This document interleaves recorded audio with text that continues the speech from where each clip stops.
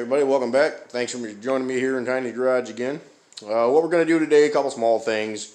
My gator that I put the plow on in a recent video, got to put a tube in the rear tire of it. I haven't done it yet. Just been lazy, just been blowing it up every time I've used the plow. But it's getting pretty bad now, so we're going to do that today, get that fixed, and then I'll take you on a little tour of the new project, which you probably saw in the winch review, if you watched that one.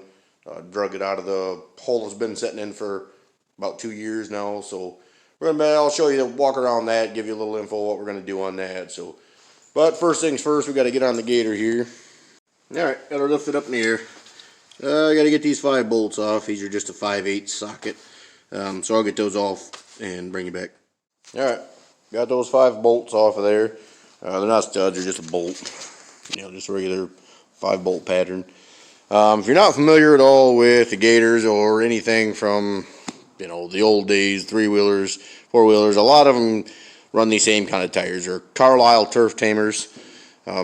This John Deere in particular does not have any suspension whatsoever back here. It's pretty much just solid frame. The only suspension it gets is out of these tires. These only inflate to like 7 psi, and they're meant to be kind of squishy. So if you're bouncing around doing whatever, they just take up the suspension, kind of just squishing the tires, and that's pretty much the only suspension that these things had. They still ride rough as hell, but they'd be a hell of a lot worse if you overinflate these things. So I popped this. Me and the girls were out trail riding and run over some logs, and the old valve stem was on here, got ripped off. These are a tubeless tire originally, so I didn't think anything about it. Put a new valve stem in here, blew the tire up, couldn't get it to seat. Cleaned the bead all around there. I ended up having to break the damn one side of this off here far enough down so that I could get in there with a wire brush and clean the bead all up. Did all that, never thought nothing about it, put the valve stem in, blew it up. It held air, most of the day I just left it off doing other things. Held air pretty well. 2 days later I noticed the tire was flat. So I broke it down again, thinking it was something to do with this bead again, and found a damn tube in there. Because the valve stem was actually gone right off. It had ripped it right clean off, which was another indication to me that it was just a valve stem, nothing else. But I did end up finding the tube down inside, so I bought a new tube for it. So we're going to put that in here. But these were the screw-in style. I like these better than I do the push-in style. To me, they just seem to seat a lot better. So I just got to unscrew that, and then my tire changer old machine thing back there just got a center tube that'll come up through here, and then it's got a screw thing that'll go, like a big screw thing that'll sit down in, and then it's got a bead breaker that'll come over and break this off. I should be able to do this only having to take off this one side. We'll see how it goes. I may set you up with the GoPro and try that, or I may just show you a little bit in between. So it's pretty straightforward.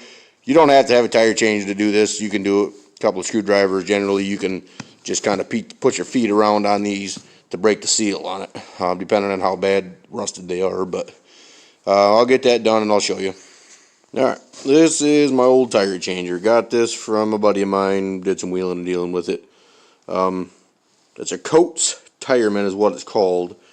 This piece on the back side here is actually air powered, and it breaks the seal from the bottom side using that little thing. I rarely ever use that. I don't have any electricity in my pole barn, let alone an air compressor hooked up. So I pretty much just use this lever here. That round piece goes over top of this, and then that half moon shaped part sets right here on the bead of the tire, and then you just kind of push down using leverage to break the bead off. And then if I'm actually taking the whole tire off, which I take tons of tires off here, as you can see laying around here, tires and rims. If I take them all off, I'll just flip it over. Usually I'll start on the back side, break the bead, flip it over, break the bead on the front side, and then this other tool here, you just kind of pry down inside of there, use this as leverage, and then work your way around, just kind of going around in a circle, and it'll pry it right off of there. It actually works pretty good for as old as it is. Not sure originally where a buddy of mine got it from, but as you can see there, it's called a Coats Tireman. No guess on what year. It may have say something on the tag or something of that nature, but if I was to guess, 40s, 50s area. This piece here is what secures it in. There's threads on this big round part down there, and this is a little bit of how I know how old it is. This is designed for like a straight solid steel rim. The threads don't come all the way up here, so anything wider rims, tires, it's really hard to work on this thing. This one here is pretty much right at the edge of the thread count on there, and I had to push it down in order to get that to screw down and hold. So it's like I said, it's pretty old, but works pretty well. I use that all the time.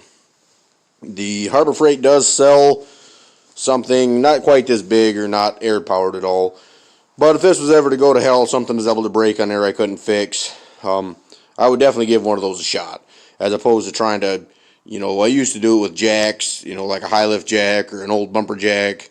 That's how I used to break rims down, because it's quite costly to go pay somebody for a 2-minute job, on like a new tire machine. A 2-minute job is, $10-20 to pop a tire off and put one back on. So, in the amount of time that I've had this, I bet you I've saved myself $1,000. To me, it's well worth it. So, and the procedure on this, I got to take the valve stem off with a little valve stem puller tool, pull that out, so that just, make sure there's no air or nothing in there, so it's not a pain in the ass. And you take, like I said, this little tool goes over top of that. This part sets right up onto here, and it's just like a cantilever setup. And you push down on this, and it pushes that tire down to break that seal. The closer you can get this to the rim, the better off you are. I probably won't be able to do it one-handed. Plus, I got to get that valve stem out, but I'll show you once I get it broke down off there. Like I said, it's a pretty easy procedure. I just got to break this down, stick a new tube in there up through the valve stem hole, make sure it's not kinked, put some air in it. Tire's fixed. So I'll try this. Maybe I'll try this if I can do it one-handed while I'm holding my camera. Then I'll show you how it works. Otherwise, I'll bring it back afterwards. Alright, I think I'll be able to do it. Again, pull the valve stem out.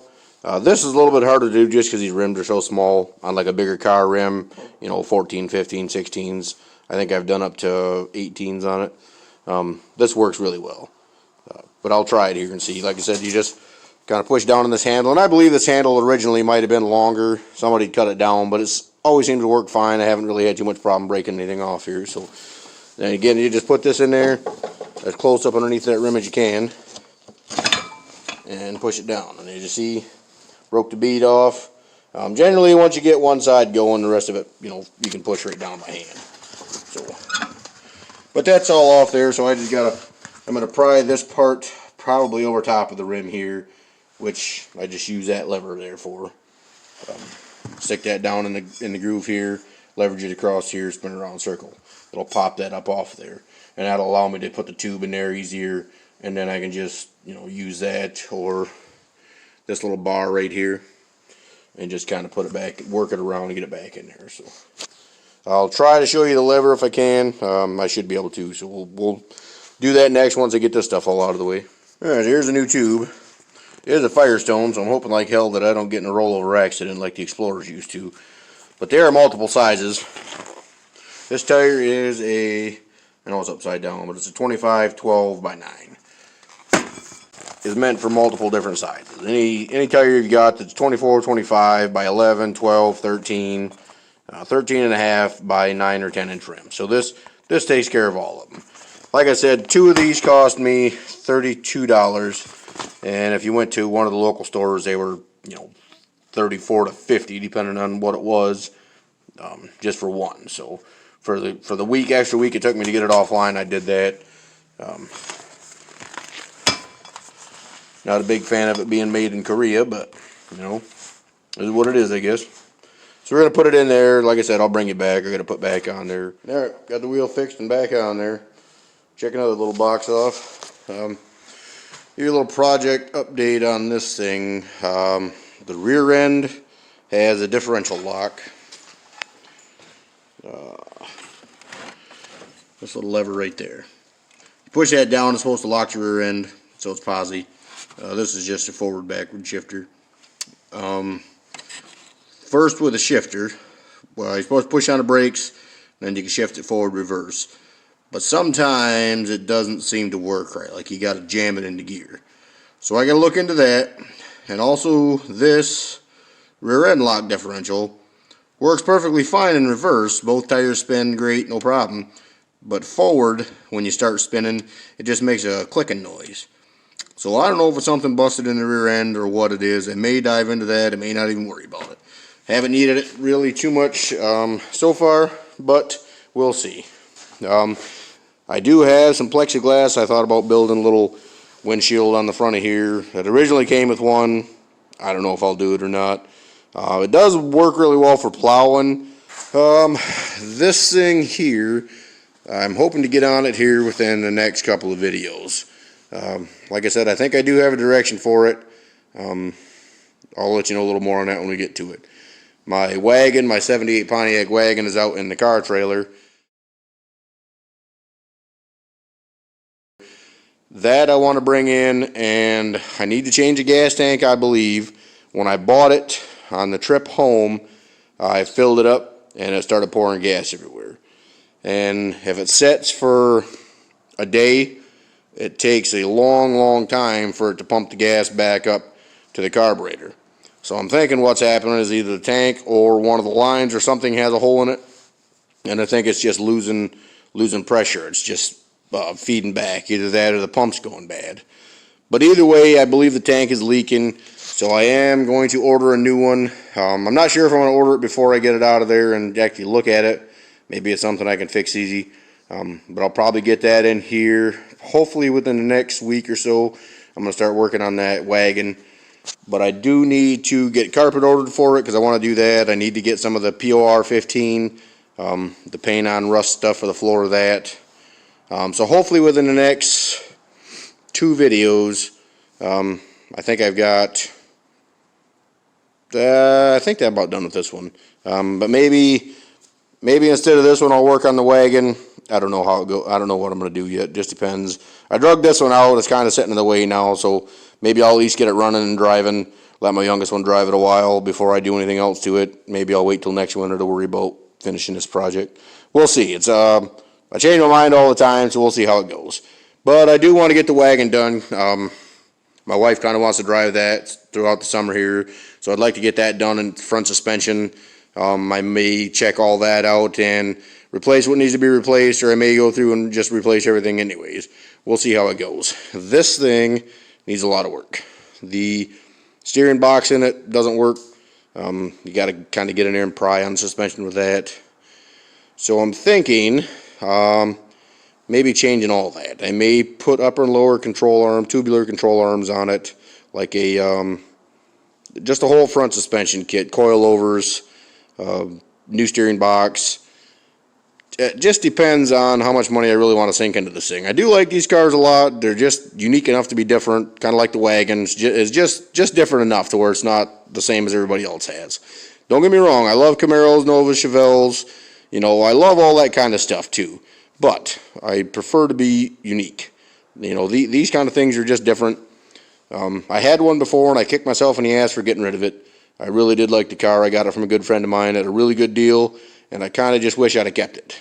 But I didn't. So, interior is completely gone out of it. I got to do some floor work in it. Somebody had originally did, and I don't know what the hell they actually did in here. I believe they cut out rust, I'm assuming, and like they fiberglassed it. So it's not right, and I don't like it.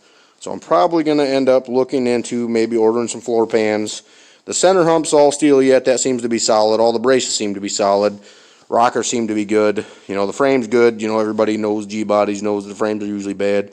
But the frame in this one's actually really good. It was a South Carolina car, I believe it was. But we'll just see. You know, I've thought the idea of going full suspension front to back, you know, all tubular stuff, new 4-link in the back.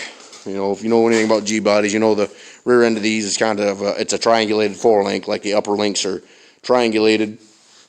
I don't know. I originally got it I was just gonna strip it down and build a race car out of it. But the more I think about it, the more I kind of want to drive it, and the more I kind of want to put a big block in it. But that being said, I've also considered on doing like a gambler style. I guess they call it like a gambler style. Kind of cutting the fender wells out, putting like some 31-inch mud tires on it, bigger motor, cage, things like that. I do like that look too, but I think this car is actually in pretty decent shape to do that too, so I doubt I'll end up doing that. Rat rod style, like I said, is kind of my thing. The gambler style I do like. But this is in pretty good shape yet, and I don't know that I want to do that. So if you guys have any comments, steer me in the right direction. What should I do with this thing? Should I do a full-on, build on it, or should I just get it running, driving, tear the hell out of it? Give me some ideas. Give me your thoughts on it. Leave them down in the comments here. Again, thanks for joining me. It's kind of starting to drag on. Like, subscribe, share, do all that stuff. Like I said, I'm trying to get the channel to grow a little bit. Get a little more exposure out there. So tell your friends, we're going to get on this. We're going to get on the wagon. I've got some other ideas of projects I want to do too. So somewhere in between. This is kind of a long term. I don't think this is going to be done anytime soon. The wagon, we're going to drive it throughout the summertime. Again, thanks for joining me.